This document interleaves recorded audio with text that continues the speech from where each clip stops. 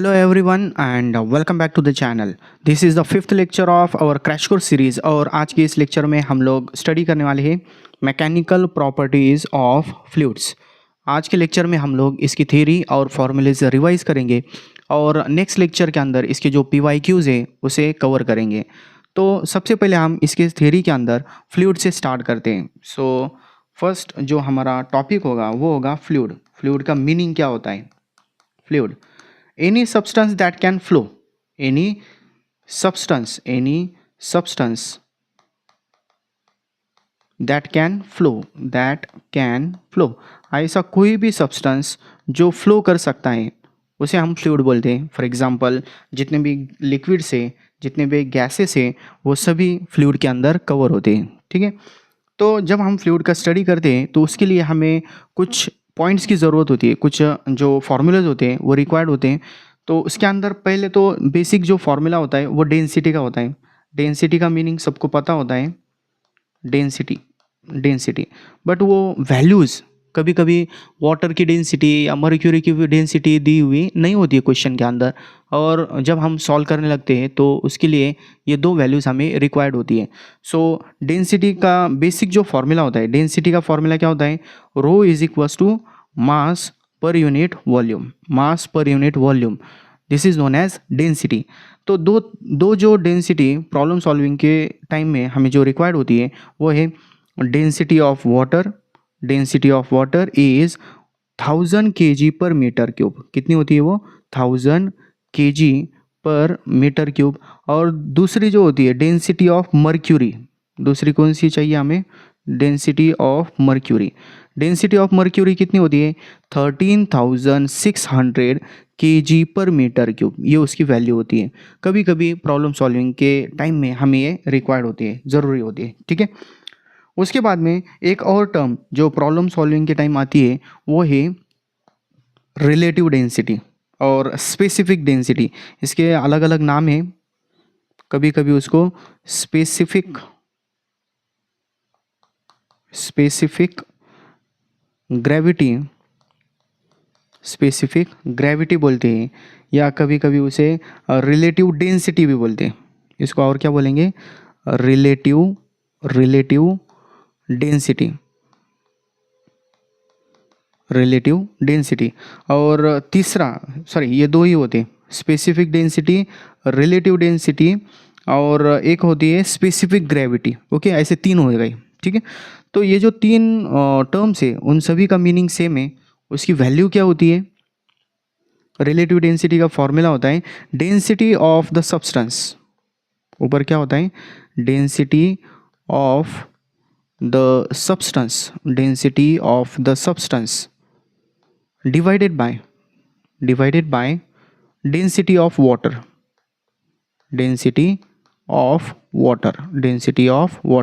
इन दोनों का रेशियो लेने के बाद में हमें रिलेटिव डेंसिटी मिल जाएंगे। ओके, और एक फॉर्मूला होता है इसका और एक फॉर्मूला क्या होता है? Weight of the substance, weight of the substance, और डिवीजन में डिवाइडेड बाय नीचे क्या आता है? Loss of weight in water, loss of weight in water. इन दोनों का अगर हम रेशियो लेंगे तो हमें क्या मिलेगा? स्पेसिफिक ग्रेविटी, या उसे हम रिलेटिव डेंसिटी या स्पेसिफिक ग्रेविटी भी बोलते हैं। ठीक है, सो इन सभी का मतलब सेम है, ये दो फॉर्मूले हम यूज़ कर सकते हैं। उसके बाद में और एक जो पॉइंट इसके अंदर आता है प्रॉब्लम सॉल्विंग के टाइम, जो हमारे बुक के अंदर, बोर्ड का जो बुक होता है उसके अंदर दिया हुआ नहीं है, वो है आर्किमिडीज प्रिंसिपल।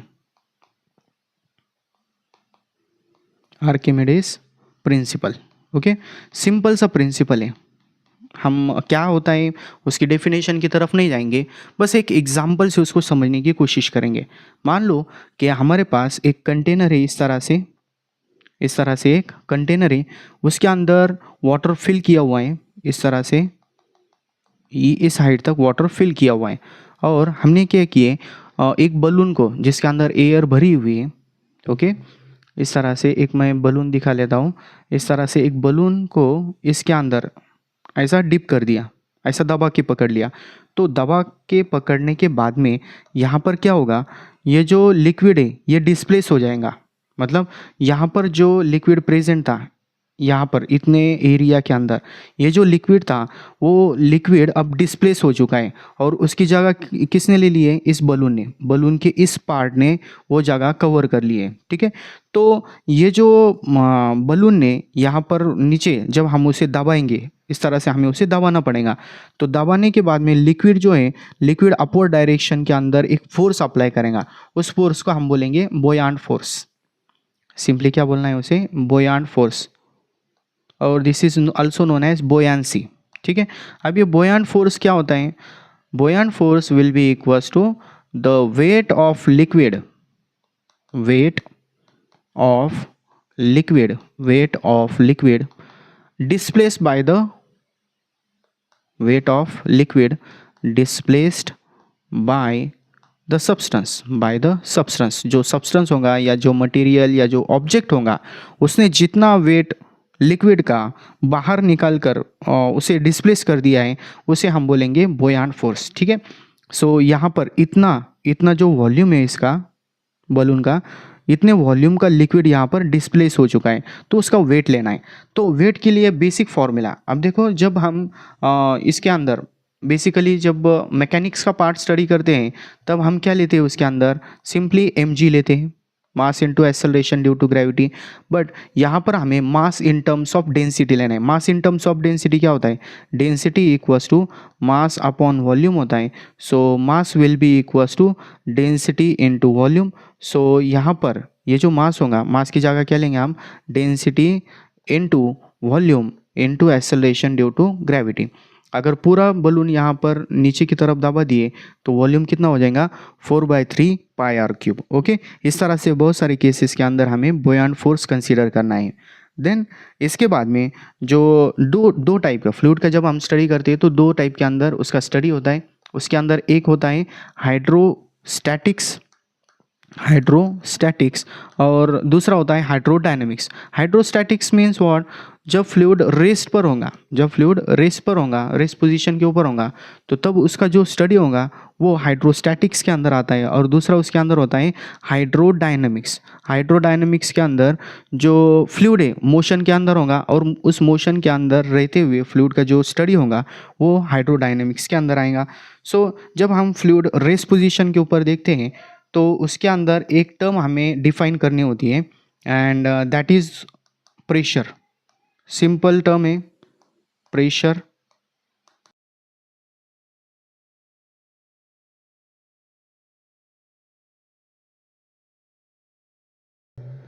तो प्रेशर के लिए ये बेसिक सा फॉर्मूला होता है, that is force per unit area, force per unit area. कभी कभी ये जो प्रेशर होता है वो बेसिकली अगर देखा जाए तो डिफरेंट टाइप्स के अंदर दिया होता है। कभी कभी वो एटमॉस्फेरिक प्रेशर के अंदर दिया होगा। सो एटमॉस्फेरिक प्रेशर क्या होता है वो हमें देखना है। Atmospheric pressure, atmospheric pressure, atmospheric pressure मतलब सरफेस के ऊपर जितने भी एयर प्रेजेंट है या जितने भी डिफरेंट टाइप के गैसेस प्रेजेंट है उसकी वजह से सरफेस के ऊपर एक प्रेशर क्रिएट होगा, उसे हम बोलेंगे एटमॉस्फेरिक प्रेशर।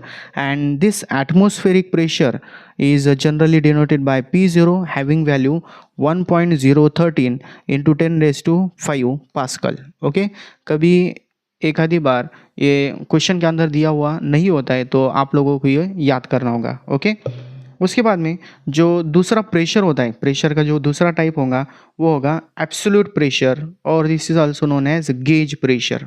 क्या बोलते हैं, गेज प्रेशर। पहले देखेंगे गेज प्रेशर। गेज मतलब क्या, एग्जैक्ट प्रेशर, एग्जैक्ट प्रेशर। अगर किसी पॉइंट के ऊपर, उससे पहले हमें ये भी देखना होगा absolute pressure. Absolute pressure, absolute pressure क्या होता है, जो एग्जैक्ट प्रेशर होगा किसी पॉइंट के ऊपर, that exact pressure is given by atmospheric pressure plus the pressure due to liquid column that is h rho g, ये उसका फॉर्मूला होगा। और जो गेज प्रेशर होगा, ये जो एब्सोल्यूट प्रेशर है उसमें से एटमॉस्फेरिक प्रेशर अगर निकाल देंगे तो गेज प्रेशर कितना होगा, gauge pressure will be equals to h rho g. ये प्रेशर बस उस ऑब्जेक्ट की वजह से होगा, जितना भी लिक्विड कॉलम है उसकी वजह से इतना प्रेशर प्रोड्यूस होगा। ओके, देन इसके बाद में हम जो बेसिक प्रेशर के ऊपर से एक लॉ होता है दैट इज पास्कल्स लॉ, उसे स्टडी करेंगे। नेक्स्ट पॉइंट हम देखेंगे इसके अंदर पास्कल्स लॉ।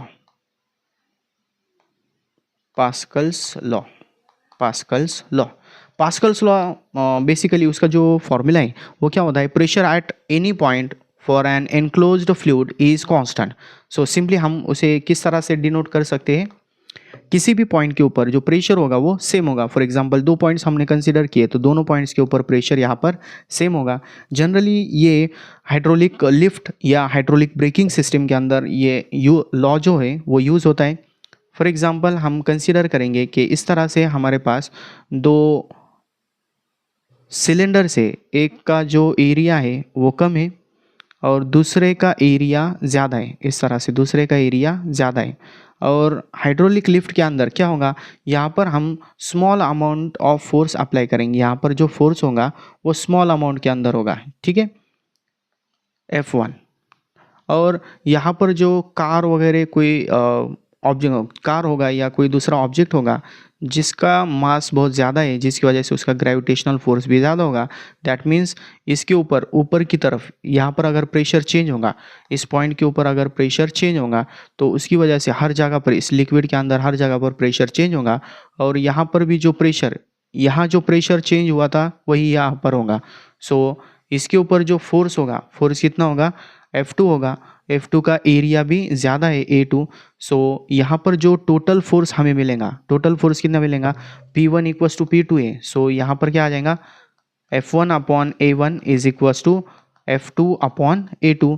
सो F2 की वैल्यू कितनी आ जाएंगी, F2 will be equals to F1 upon A1 into A2। A2 ज़्यादा है, A2 ज़्यादा है तो यहाँ पर जो फोर्स होगा सेकेंड ऑब्जेक्ट के ऊपर यहाँ पर वो भी ज़्यादा होगा, कम फोर्स इधर अप्लाई करना होगा और इसका रिजल्टेंट आउटकम यहाँ पर ज़्यादा मिलेगा, ठीक है। तो ये होता है पास्कल्स लॉ। उसके बाद में जो नेक्स्ट हमें स्टडी करना है वो है विस्कोसिटी। नेक्स्ट पॉइंट जो हम कवर करेंगे वो है विस्कोसिटी। विस्कोसिटी, ठीक है।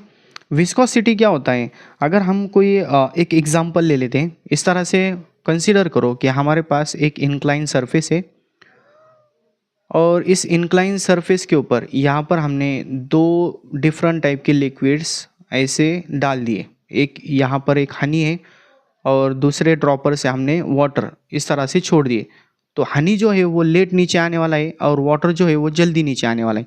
तो ऐसा क्यों होता है, क्योंकि जो लिक्विड्स होते हैं, लिक्विड के इंटरनल लेयर्स के अंदर एक टाइप का फ्रिक्शन होता है, उस फ्रिक्शन को हम बोलते हैं विस्कोसिटी, ठीक है। तो वो जो विस्कोसिटी है वो फाइंड आउट करने के लिए यहाँ पर न्यूटन ने एक फॉर्मूला दिया है। सो सबसे पहले हम यहाँ पर वो स्टडी करेंगे दैट इज न्यूटन्स फॉर्मूला।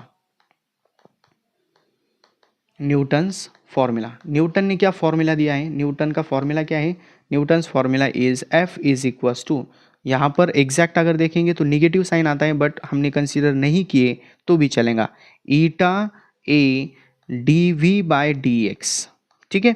ये उसका फॉर्मूला है।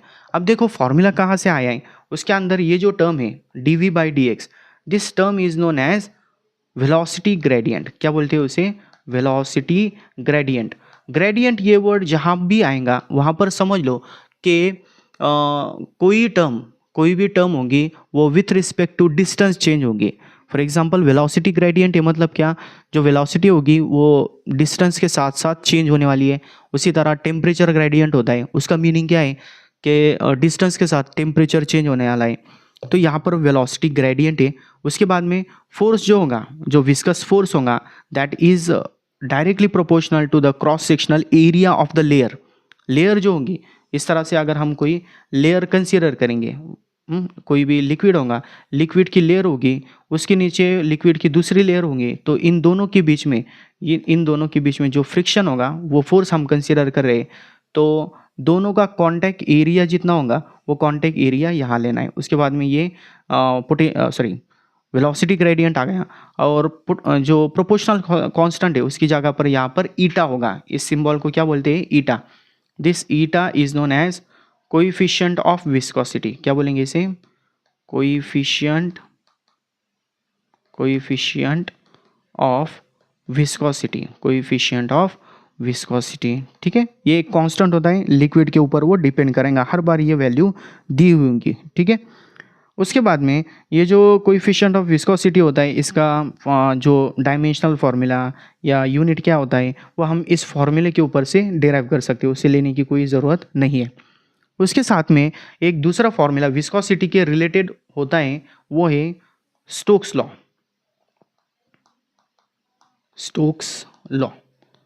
स्टोक्स लॉ जो है वो बेसिकली हमारे पास कंसीडर करेंगे इस तरह से कि कोई एक स्फेरिकल बॉल है, और वो स्फेरिकल बॉल अगर नीचे की तरफ गिर रहा होगा, इस तरह से नीचे की तरफ, सराउंडिंग में जितना भी लिक्विड है, इस तरह से इसके सराउंडिंग में फ्लूइड है, फ्लूइड, लिक्विड भी नहीं बोलेंगे, फ्लूइड, इस तरह से फ्लूइड के अंदर अगर वो गिरने वाला है तो उसके ऊपर जो फोर्स अप्लाई होगा, that force is given bye Stokes law, और वो कितना होता है? 6 बाय ईटा आर वी। ठीक है, अब इसके अंदर कौन कौन से टर्म्स है? सबसे पहले इसके अंदर 6 पाई तो कांस्टेंट है, ये कोएफिशिएंट ऑफ विस्कोसिटी हो गया।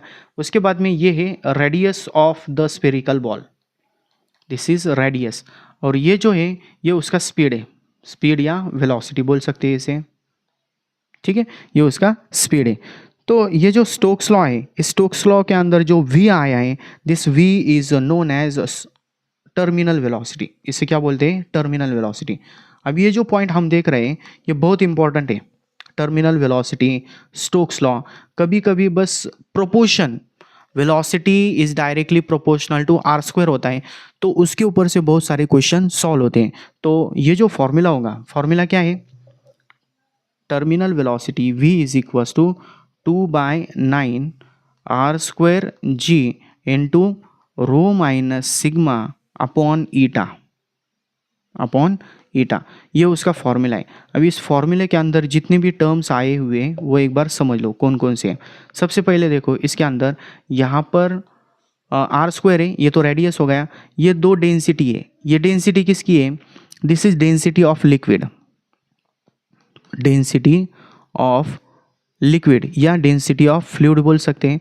और उसके बाद में यहाँ पर दूसरी टर्म है sigma, this sigma is density of the ball और डेंसिटी ऑफ द ऑब्जेक्ट। जो ऑब्जेक्ट नीचे की तरफ गिर रहा है उसके ऊपर वो जो डेंसिटी होंगी उसकी वो सिग्मा होगी। ठीक है, अब ये जो फॉर्मूला है उसके अंदर सबसे इंपॉर्टेंट रिलेशन है v is directly proportional to are square, directly proportional to are square. So ये जो वेलोसिटी होंगी, टर्मिनल वेलोसिटी का मीनिंग क्या है? अगर कोई ऑब्जेक्ट हम एक पर्टिकुलर हाइट के ऊपर से इस तरह से छोड़ देंगे, for example this is our object, और इसे हम इस तरह से छोड़ देंगे फ्रीली, जो under the gravity, under the action of gravity वो नीचे की तरफ आएगा। तो नीचे की तरफ आते वक्त शुरुआत में क्या होगा? अगर इसकी इनिशियल वेलोसिटी 0 होगी तो ये एक्सेलरेशन ड्यू टू ग्रेविटी की वजह से, एक्सेलरेशन कौन सा है यहाँ पर? एक्सेलरेशन ड्यू टू ग्रेविटी, इसकी वजह से इसका स्पीड इंक्रीज होगा। इंक्रीज होते होते होते एक पर्टिकुलर पॉइंट के ऊपर उसका स्पीड मैक्सिमम हो जाएगा, उसके बाद में उसका स्पीड इंक्रीज होने वाला नहीं है। वो जो मैक्सिमम स्पीड अटेंड करने वाला है that is known as terminal velocity. Terminal velocity का अगर हम ग्राफ प्लॉट करेंगे तो फॉर एग्जांपल इस एक्सिस के ऊपर टाइम है, उसके बाद में इस एक्सिस के ऊपर अगर हमने वेलोसिटी कंसीडर की, वेलोसिटी, तो शुरुआत के अंदर क्या होने वाला है? इस तरह से टाइम इंक्रीज होगा तो वेलोसिटी भी इंक्रीज होगी। एक पर्टिकुलर पॉइंट आने के बाद में वेलोसिटी फिर से इंक्रीज होने वाली नहीं है, एक कांस्टेंट वेलोसिटी वो एक्वायर करेगा। This constant velocity is known as terminal velocity. Okay, तो ये जो फोर्स होगा, यहाँ पर हमने विस्कस फोर्स देखा है, फोर्स किसके ऊपर प्रोपोर्शन, किसके प्रोपोर्शन में जाएगा? यहाँ F proportional to, first thing radius है, और दूसरा यहाँ पर स्पीड है, और स्पीड किसके प्रोपोर्शन में? Are square. सो ये जो विस्कस फोर्स होगा F is directly proportional to r cube आ जाएगा। F is directly proportional to r cube. ये इसके ऊपर से बहुत सारे क्वेश्चन सॉल्व होने वाले हैं, तो ये इंपॉर्टेंट फॉर्मूला है, इसको अच्छे से समझ लो। ओके, तो यहाँ पर जब हम विस्कस फोर्स, विस्कस मीडियम देखते हैं, तो उसके अंदर अगर कोई ऑब्जेक्ट नीचे की तरफ गिरने वाला है, तो गिरते वक्त तो उसके ऊपर जो फोर्सेस अप्लाई होने वाले हैं वो फोर्सेस भी इंपॉर्टेंट होते हैं। For example, this is our object which is falling in a viscous fluid. इस तरह से एक विस्कस फ्लूइड के अंदर, या हम कंसिडर करेंगे कि विस्कस फ्लूइड है, इस फ्लूइड के अंदर वो गिर रहा है, तो गिरते वक्त इसके ऊपर कौन कौन से फोर्सेज एक्ट करेंगे? नीचे की तरफ एक होगा gravitational force, that is mg। ऊपर की तरफ एक फोर्स होगा, ऊपर की तरफ कौन सा फोर्स होगा? That force will B viscous force. एक कौन सा होगा? Viscous force. और दूसरा होगा साथ ही में बोयांट फोर्स, जो हमने शुरुआत में देखा है, बोयांट फोर्स, वो यहाँ पर अप्लाई होगा, बोयांट फोर्स। सो यहाँ पर जो हमें इक्वेशन मिलेंगी वो इक्वेशन क्या हो जाएंगी? mg is equals to viscous force का formula 6 pi eta r v, और लास्ट के अंदर बोयांट फोर्स का फॉर्मूला, बोयांट फोर्स का फॉर्मूला क्या बताया मैंने? Weight of liquid displaced by the object. So mg लेंगे, m की जगह क्या आ जाएगा यहाँ पर? Density, density into volume into क्या हो जाएगा यहाँ पर? g। इस तरह से हम टर्मिनल वेलोसिटी फाइंड आउट करने के लिए इक्वेशन लेते हैं, और ये इक्वेशन न्यूमेरिकल सॉल्विंग के लिए इंपॉर्टेंट होती है। क्लियर? देन हम इसके बाद में हाइड्रोडायनेमिक्स का पार्ट स्टडी करेंगे। Next, our next point is hydrodynamics. Hydrodynamics मतलब जो फ्लूइड होगा, फ्लूइड अब मोशन के अंदर है, हाइड्रोडायनेमिक्स।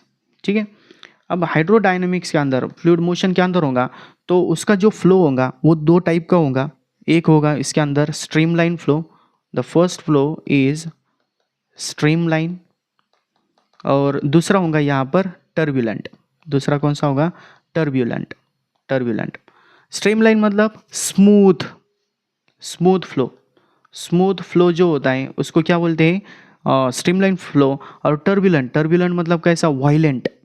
मतलब इसका स्पीड जो होगा हाई स्पीड, इसको हम हाई स्पीड के अंदर बोल सकते हैं। हाई स्पीड, हाई स्पीड के अंदर जो ऑब्जेक्ट्स होते हैं, सॉरी जो फ्लूइड होगा, फ्लूइड कभी कभी इस तरह से सर्कुलर वाटर के रिपल्स वहाँ पर फॉर्म हो जाते हैं। ठीक है, तो ये जो स्ट्रीमलाइन है या टर्बुलेंट है, ये फ्लो एग्जैक्टली कैसा है? फ्लो कैसा होगा? टर्बुलेंट है या स्ट्रीमलाइन है, यह हम एक वैल्यू के ऊपर से डिसाइड कर सकते हैं, और वो वैल्यू होती है रेनॉल्ड्स नंबर की। और रेनॉल्ड्स नंबर के लिए हम एक बेसिक फॉर्मूला यूज़ करते हैं, Vc इज इक्वल्स टू, ये जो Vc है, this Vc is a critical velocity. Vc क्या होगी?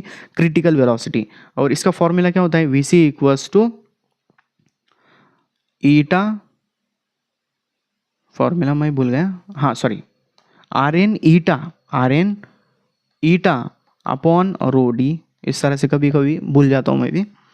तो अब इसके अंदर देखो टर्म्स कौन कौन से हैं। पहली टर्म है Vc। Vc क्या होता है? Vc is critical velocity. Vc क्या होगी? Critical velocity. क्रिटिकल मतलब इसके बाद में कभी flow smooth line, sorry stream line से टर्बुलेंट भी हो सकता है। सो Vc आ गया। उसके बाद में ईटा तो पता है, कोएफिशिएंट ऑफ विस्कोसिटी। रो क्या होगी? Density of the liquid, density है वो। और लास्ट में डी है, D is the diameter of the pipe, diameter of the pipe. तो इसके ऊपर से Rn की वैल्यू मिलेंगे हमें। Rn इज इक्वल्स टू कितना होगा? Vc into rho D divided by ईटा, ये उसका फॉर्मूला होगा। ठीक है, तो ये Rn की वैल्यू के ऊपर से हमें स्ट्रीमलाइन, टर्बुलेंट फ्लो कैटेगराइज कर दे आएगा। तो क्या करेंगे? सबसे पहले देखो Rn की वैल्यू लेस देन 1000 होंगी, तो जो फ्लो होगा वो स्ट्रीमलाइन होगा। फ्लो कैसा होगा? स्ट्रीमलाइन होगा। उसके बाद में Rn की वैल्यू अगर ग्रेटर देन 2000 होगी, ग्रेटर देन 2000, तो उस केस के अंदर फ्लो टर्बुलेंट होगा, टर्बुलेंट। और last case, if Rn is greater than 1000 but it is less than 2000, 1000 और 2000 के बीच में होगा, तो वो अनस्टेडी होगा। अनस्टेडी मतलब कभी भी वो स्मूथ लाइन, जो स्ट्रीम लाइन है, स्ट्रीम लाइन से वो टर्बुलेंट के अंदर कन्वर्ट हो सकता है। वो टोटली किसके ऊपर डिपेंड करेगा? इस Rn की वैल्यू के ऊपर डिपेंड करेगा। वो greater than, sorry less than 1000 है, या ग्रेटर देन 2000, या 1000 और 2000 के बीच में है। ओके, देन इसके बाद में एक नेक्स्ट टॉपिक हम देखेंगे, that is equation of continuity. Next topic is equation of continuity.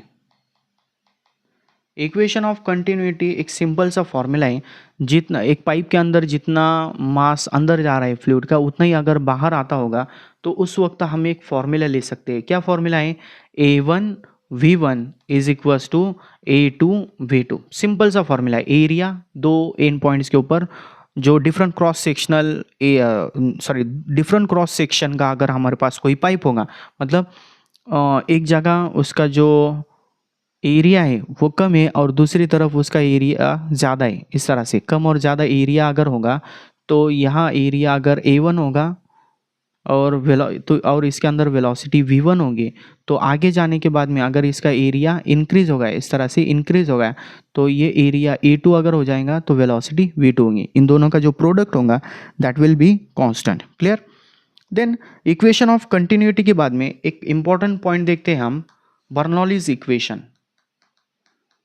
Bernoulli's equation का एक बेसिक सा फॉर्मूला है, वो दो पॉइंट्स के ऊपर हम अप्लाई कर सकते हैं। बेसिक फॉर्मूला क्या है उसका? P plus rho g h plus half rho v square equals to constant. ठीक है, अब ये जो फॉर्मूला है, this is conservation of energy, this is nothing but the conservation of energy.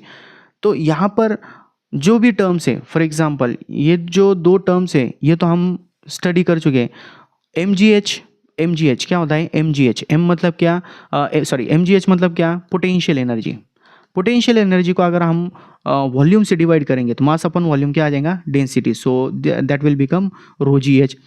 उसके बाद में यहाँ पर नेक्स्ट टर्म है half rho v square, this is similar to kinetic energy. Kinetic energy is formula half m v square, और divide by volume करेंगे तो मास per unit volume फिर से डेंसिटी हो जाएगा। सो यहाँ पर कुछ नहीं, बस एक कंजर्वेशन ऑफ एनर्जी दिया हुआ है। ओके, और दो जगह पर अगर हम इसे यूज़ करेंगे तो पहले टाइम वो फॉर्मूला भी लिख लेता हूँ मैं। पहली बार क्या आ जाएगा यहाँ पर? P1 plus rho g h one plus half rho V1 square is equals to क्या होगा? P2 plus rho g h two plus half rho V2 square, ये उसका फॉर्मूला होगा। क्लियर? तो ये जो बर्नौलीज इक्वेशन होता है, उस बर्नौलीज इक्वेशन के ऊपर से कुछ एप्लीकेशंस हम स्टडी करते हैं। उसके अंदर पहला होता है speed of efflux. Speed of efflux, speed of efflux मतलब क्या? कि हमारे पास अगर कोई कंटेनर है, इस तरह से हम क्या करेंगे? एक कंटेनर कंसीडर करेंगे। ठीक है, ये जो कंटेनर है इसके अंदर लिक्विड फिल किया हुआ है अप टू दिस हाइट, ऐसा हम कंसीडर करेंगे। इस हाइट तक लिक्विड फिल किया हुआ है और यहाँ पर उसके अंदर एक होल, इस तरह से एक होल हो गया है। ओके, यहाँ पर एक होल हो गया है, तो ये जो होल होगा उसके अंदर से जो लिक्विड है वो इस तरह से बाहर आ जाएगा। तो बाहर आते वक्त जो उसका स्पीड होगा, that speed is given by, जो स्पीड होगा वो स्पीड कितना होगा? v is equals to square root of 2gh। कितना होगा वो? Square root of 2gh। इसके बाद में अगर इसके अंदर देखो और भी बहुत सारे टर्म्स आते हैं। पहले तो देखो, अगर हम इसकी हाइट h कंसीडर करेंगे, यहाँ से यहाँ तक, यहाँ से यहाँ तक, अगर हम इसकी टोटल हाइट h कंसीडर करेंगे, सरफेस से यहाँ तक का जो जहाँ पर वो होल है वहाँ तक का डिस्टेंस अगर हम h कंसीडर करेंगे, तो इसके ऊपर से हम जो हाइट कवर हो गई है वो हाइट या टाइम कितना लगा है वो भी ले सकते हैं। मतलब कैसा? देखो, यहाँ से यहाँ तक का ये जो हाइट है, ठीक है, ये जो हाइट है, इस हाइट के ऊपर से पानी गिर रहा है। उसके बाद में ये जो रिमेनिंग हाइट होगी, this remaining height will be h minus h. So यहाँ पर हमने अगर सेकेंड काइनेमेटिकल इक्वेशन यूज़ करें, s is equals to u t plus half a t square. So s displacement कितना है इसके अंदर? h minus h. Initial speed उसका 0 होगा वर्टिकली, वो हॉरिजॉन्टल की ये जो स्पीड है वो हॉरिजॉन्टल स्पीड है। सो यहाँ पर u तो 0 हो गया, हाफ g और टी स्क्वायर आ जाएगा। इसके ऊपर से t की वैल्यू कितनी मिलेंगी? 2 into H minus H divided by g। ठीक है, ये उसका टाइम होगा। मतलब यहाँ से जो पानी या लिक्विड है वो नीचे की तरफ आते वक्त जो उसको टाइम लगेगा, वो टाइम कितना होगा, 2h-h/g। उसके बाद में यहाँ से ये जो टैंक है, टैंक से तो जहाँ पर लिक्विड गिर रहा है, इन दोनों के बीच में जो रेंज होंगी, जो डिस्टेंस कवर होने वाला है, horizontal distance, that horizontal distance is given by r is equals to speed into time. Speed कितना है, स्क्वायर रूट ऑफ 2gh, और टाइम कितना लगेगा, स्क्वायर रूट ऑफ 2h-h/g। ठीक है, दोनों को मल्टीप्लाई करेंगे तो फाइनल इक्वेशन क्या मिलेंगे हमें, 2 × h × h-h, ये उसका फॉर्मूला हो जाएगा। ठीक है, तो इसके ऊपर से हम जो रेंज है वो रेंज फाइंड आउट कर सकते हैं। ठीक है, ये उसका फर्स्ट एप्लीकेशन है, बस इतना ही। बाकी के उसके अंदर डायनामिक लिफ्ट वगैरह होता है, बट वो बुक के अंदर से आप कवर कर सकते हो, वहाँ से बस पढ़ने की ज़रूरत है। ओके, उसके बाद में इस चैप्टर का एक और मोस्ट इंपॉर्टेंट पॉइंट देखेंगे हम, that is surface tension. Our next point is surface tension.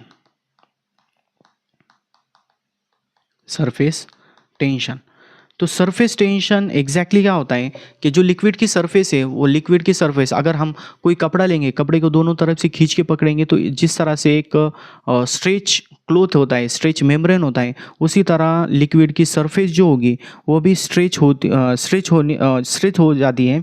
उसे वहाँ पर जो फोर्स होगा, सॉरी गलत एक्सप्लेनेशन हो रहा है।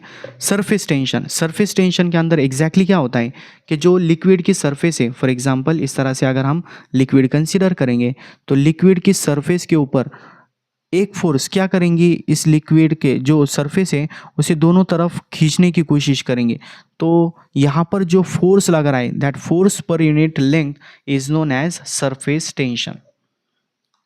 सरफेस टेंशन क्या होगा, फोर्स पर यूनिट लेंथ। एक इमेजिनरी लाइन है, उसके अलोंग एक स्ट्रेचिंग फोर्स लग रहा है, उसको हम बोलेंगे सिंपली सरफेस टेंशन। ये जो सरफेस टेंशन होता है उसका और एक फॉर्मूला होता है, that surface tension is nothing but work done per unit, work done per unit increase in area, increase in area. अब ये जो फॉर्मूला है ये डिफरेंट टाइप का है, बस क्या है इसके अंदर जो लिक्विड ऊपर की तरफ है, सरफेस के पास है, यहाँ पर जो लिक्विड होगा उस लिक्विड के अंदर एक्सेस एनर्जी है, क्योंकि जो मॉलिक्यूल्स है वो एक पर्टिकुलर हाइट के ऊपर है, उसकी वजह से यहाँ पर जो लिक्विड्स है उसके अंदर एक्स्ट्रा एनर्जी है। That extra energy is surface energy. वो वर्क डन जो है वो work done in the form of surface energy होगा। सो ऊपर हम सरफेस एनर्जी ले सकते हैं, सरफेस एनर्जी, और डिवाइडेड बाय क्या होगा, यहाँ पर एरिया होगा। Surface energy divided by area अगर हम करेंगे तो हमें क्या मिलेगा, सरफेस टेंशन। ओके, तो इसके ऊपर से कुछ हमारे पास न्यूमेरिकल्स आते हैं। उससे पहले हम क्या करेंगे, सरफेस टेंशन डिपेंड किसके ऊपर करता है वो बस समझ लो। जो सरफेस टेंशन होता है वो इम्प्योरिटी कौन सी ऐड कर रहे हैं उसके ऊपर डिपेंड करता है। सोल्यूबल इम्प्योरिटी ऐड करेंगे, वो लिख लेता हूँ मैं यहाँ पर, सोल्यूबल इम्प्योरिटी अगर ऐड करेंगे, सोल्यूबल जो उसके अंदर डिजोल्व हो सकती है लिक्विड के अंदर, सोल्यूबल इम्प्योरिटी ऐड करेंगे तो जो सरफेस टेंशन है T वो इंक्रीज हो जाएगा। उसके बाद में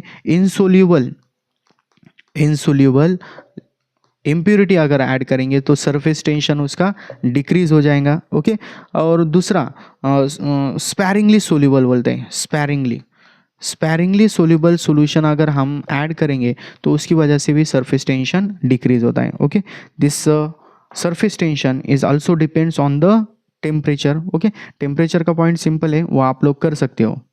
उसके बाद में ये जो सरफेस टेंशन होता है, सरफेस टेंशन के ऊपर से कभी कभी हमें ड्रॉप का जो कन्वर्जन है उसके फॉर्मूलेज आते हैं। ओके, ड्रॉप का जो कन्वर्जन का फॉर्मूला है क्या होता है, पहले इसके अंदर जो हमने वर्क डन देखा है, यहाँ पर दिस वर्क डन, यहाँ पर जो वर्क डन देखा है, this work done is nothing but W is equals to TdA। Okay, TdA इस तरह से फॉर्मूला होता है। वर्क डन किसके ऊपर डिपेंड करेगा, सरफेस टेंशन और इंक्रीज इन एरिया।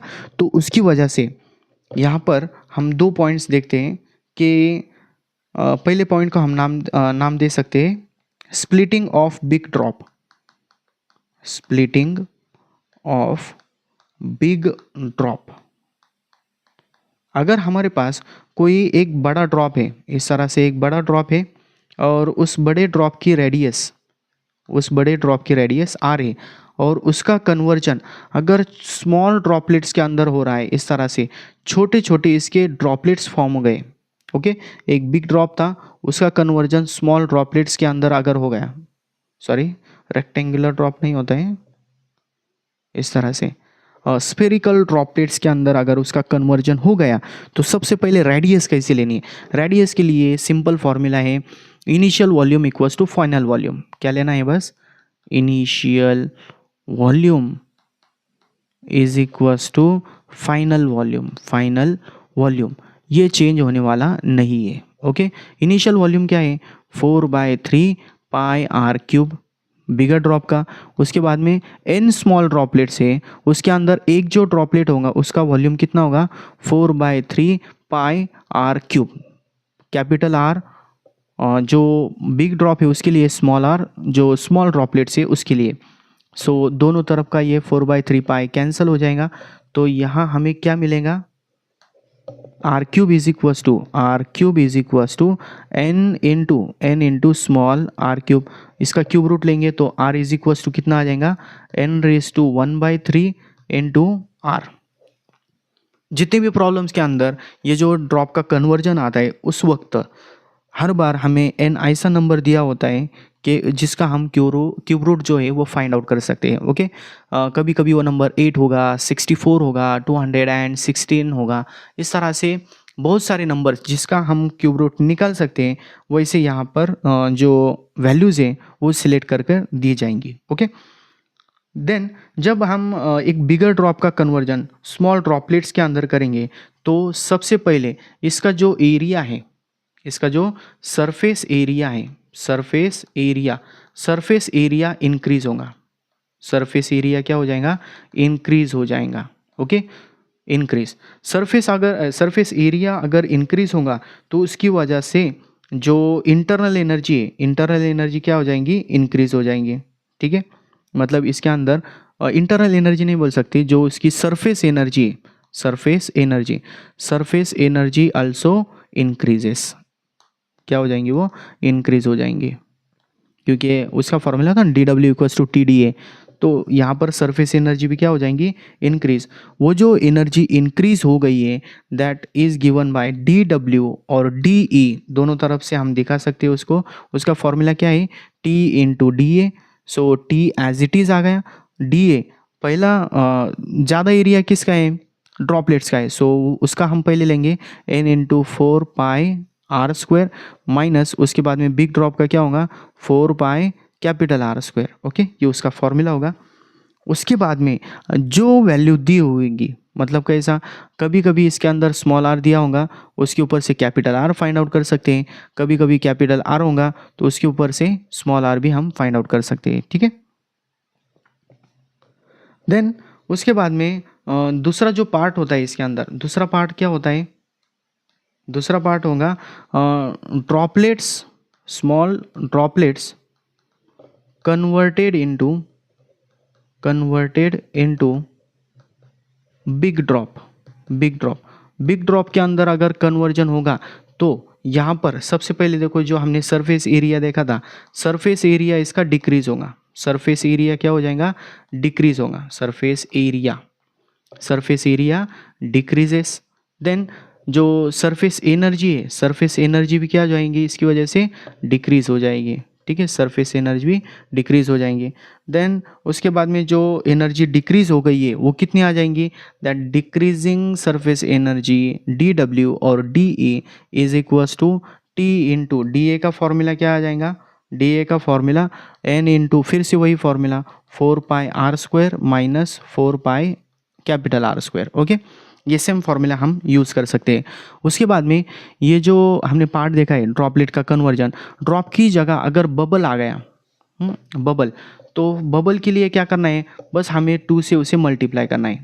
बबल अगर आ गया तो बबल के टाइम क्या करना है, जो एनर्जी है डी, उसे क्या करना है, हमें TdA की जगह 2 टाइम्स TdA करना है। ओके, ड्रॉपलेट की जगह अगर बबल आ गया तो एकदम सिंपल पॉइंट है। देन इसके बाद में हम एक और पॉइंट देखेंगे कैपिलैरिटी का। Our next point is capillarity. Capillarity मतलब जो स्मॉल रेडियस की जो ट्यूब होगी उसे अगर हम पानी के अंदर या कोई दूसरे लिक्विड के अंदर, इस तरह से अगर हमारे पास कोई कंटेनर है उसके अंदर लिक्विड फिल किया हुआ है और ये जो पाइप है या जो कैपिलरी ट्यूब है इसके अंदर अगर हम डिप करेंगे तो लिक्विड इसके अंदर ऊपर की तरफ जाएगा या नीचे की तरफ, मर्क्यूरी अगर होंगी तो नीचे की तरफ। तो वहाँ पर जो हाइट है, हाइट की लिक्विड की जो हाइट होंगी, that height of the liquid is given by H is equals to 2t cos theta upon r rho g। t is the surface tension, theta is the, theta यहाँ पर जो theta है ना, theta क्या होता है, theta is angle of contact. क्या होगा वो, angle of contact. Angle of contact जो लिक्विड की सरफेस है और सॉलिड की सरफेस है, दोनों के बीच में थीटा एंगल होगा। ओके। और अगर ये जो कैपिलरी ट्यूब है उस कैपिलरी ट्यूब को अगर कुछ पॉइंट के ऊपर, एक पॉइंट है देखो इस तरह से, अगर कंटेनर के अंदर लिक्विड फिल किया हुआ था, उसके अंदर कैपिलरी ट्यूब है, ये कैपिलरी ट्यूब की ओरिजिनल, फॉर एग्जांपल ये कैपिलरी ट्यूब एक वर्टिकल लाइन है, ये उसकी ओरिजिनल पोजीशन थी, इस ओरिजिनल पोजीशन से उसको डिस्प्लेस करके इस तरह से उसे थोड़ा सा इंक्लाइन कर दिए, इस तरह से टेढ़ा कर दिए। तो टेढ़ा करने के बाद में, इस तरह से टेढ़ा करने के बाद में ये जो लिक्विड की हाइट है वो लिक्विड की हाइट चेंज होने वाली नहीं है। बस यहाँ पर जो एंगल थीटा है, या थीटा की जगह हम यहाँ पर अल्फ़ा दिखा सकते हैं क्योंकि यहाँ पर थोड़ा सा चेंज हो जाएगा। तो इसके अंदर जो हाइट है, हाइट तो उसकी चेंज होने वाली नहीं है। जो कैपिलरी ट्यूब के अंदर जो लिक्विड होगा, लिक्विड की जो लेंथ होगी, that length is given by L is equals to H upon cos alpha. H upon cos alpha, height change होने वाली नहीं है। जो लिक्विड की लेंथ होगी इसके अंदर, ट्यूब के अंदर, यहाँ पर जो लिक्विड की लेंथ है वो length L is equals to कितना हो जाएगा, H अपॉन कॉस फाई, ये उसका फॉर्मूला होगा। ठीक है। उसके बाद में अगर हम कोई बबल या ड्रॉप कंसीडर करते हैं, फॉर एग्जांपल इस तरह से हमने कोई बबल या ड्रॉप कंसीडर किए, तो इसके अंदर जो इंटरनल प्रेशर होगा, that internal pressure is greater than external pressure. ठीक है, क्यों एक्सटर्नल प्रेशर को हम PO से दिखा सकते हैं, आउटसाइड प्रेशर। इन दोनों के बीच में जो प्रेशर डिफरेंस होगा, दैट प्रेशर डिफरेंस P0 आ गया, PI minus P0 is given bye 2T upon R। क्या होगा वो, 2T अपॉन R। ये किस केस के अंदर होगा, जब अगर हमारे पास कोई ड्रॉप होगा, ड्रॉप के अंदर इतना एक्सेस प्रेशर होता है, और अगर कोई बबल होगा तो बबल के अंदर क्या हो जाएगा, बस इसे 2 से मल्टीप्लाई करना है। जब भी बबल आएगा, बबल के लिए 2 से मल्टीप्लाई करना कंपलसरी है। ओके। इस तरह से ये जो हमारा लास्ट पॉइंट था वो हमने कवर कर लिया है। आज का जो लेक्चर था वो मैं थोड़ा जल्दी में था, इसीलिए कुछ कुछ इसके अंदर गड़बड़ हो गई। तो आगे से इस तरह की कोई गड़बड़ नहीं होगी, इसकी मैं कोशिश करूँगा।